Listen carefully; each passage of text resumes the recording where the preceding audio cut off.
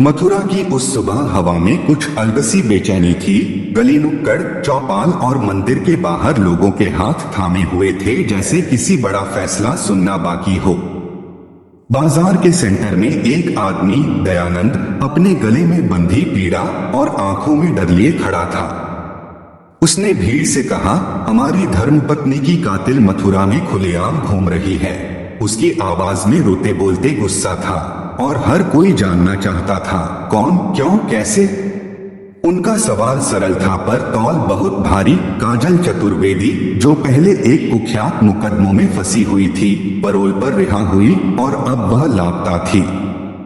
दयानंद के दिल में एक ही खौफ था, उसका बेटा, जिसकी परवरिश कौन करेगा अगर मां वापस न आई। लोग नारा लगाते रहे, न्याय करो, न्याय करो। कैमरों की चमक और माइक की लंबी गर्दन ने इस आग पर ईंधन डाल दिया।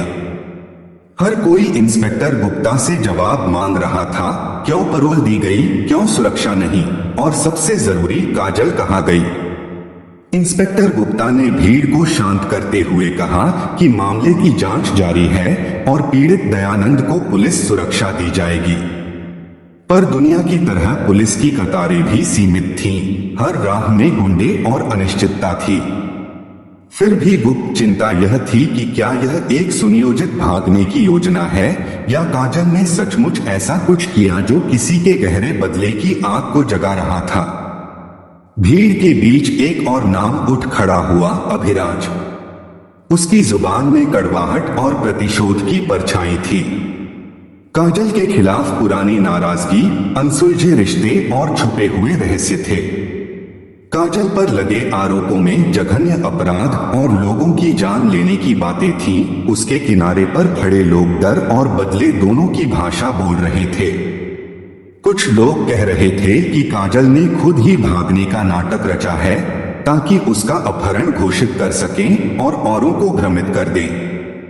कुछ का मानना था कि वह शातिर और चालाक है, खतरनाक इसलिए कि वह किसी भी मोड़ पर सच को पलट सकती है।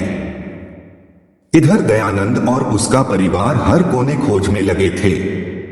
वे घर घर, अड्डा अड्डा, मंदिर के आसपास तक पड़े हुए थे, हर एक गली आहट पर नजर टिकाकर। कहां चल गई, उनकी आवाज में बेचैनी थी। उनके साथ खड़े शहरवासी और मीडिया लगातार पूछ रहे थे, न्याय कब मिलेगा, काजल को कब रोका जाएगा, और सबसे बड़ा सवाल, क्या बच्चे की सुरक्षा संभव है। वही पुलिस भी अपने तरीके से चली। इंस्पेक्टर गुप्ता ने कहा कि अपहरण की रिपोर्ट दर्ज कर ली गई है, टीमों का गठन किया जा चुका है और शहर भर की सीसीटीवी और सूचना की जांच जारी है। पर पर्दे के पीछे कानूनी पृष्ठभूमि भी थी। क्या पैरोल वापस लिया जा सकता है? अदालत ने किन शर्तों पर पैरोल दी थी?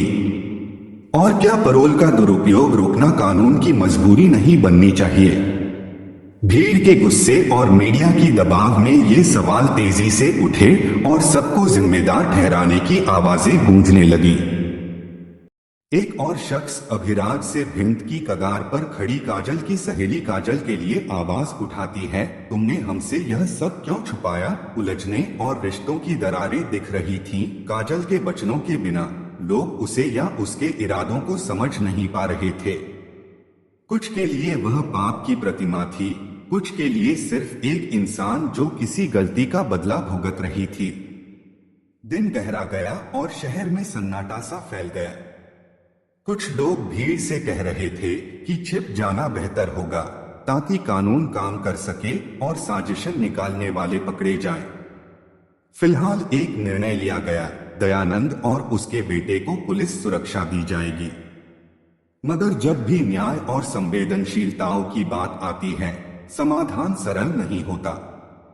लोग बार बार यही पुकारते रहे, न्याय करो, न्याय करो। कहानी का आखिरी दृश्य इस तरह रहा, मथुरा की गलियां, चौराहों पर आशंकित चेहरों की लाइनें और कहीं एक खाली कुर्सी जहां काजल की परछाई गुजर गई होगी। कैमरे बाकी थे, शोरगुल बाकी था और लोगों की मांग यशस्वी थी कि कोई व्यवस्था हो, कि कोई सुरक्षा हो, कि वे अपने बच्चों को सुरक्षित रख सकें। लेकिन सवाल हवा में अभी भी तैर रहा था, क्या काजल का साहस या शातिरदाह कानून और समाज की मजबूरी से बड़ा होगा? और क्या दयानंद का बेटा उस्मा के बिना बड़ा होगा जिसे उसने खो दिया माना? कहानी यहीं रुकी नहीं, यह तो बस उस दिन का नजारा था जब एक शहर ने अपनी सांस रोकी और न्याय का इंतजार किया। आगे की सुबह बताएगी कि पुलिस के कदम, अदालत के फैसले और शहर के हौसले किस तरह इस पेंच को खोलते हैं। पर एक बात पक्की थी, मथुरा अब चुप नहीं बैठेगा और न ही लोग अपनी सुरक्षा की आवाज दबने देंगे।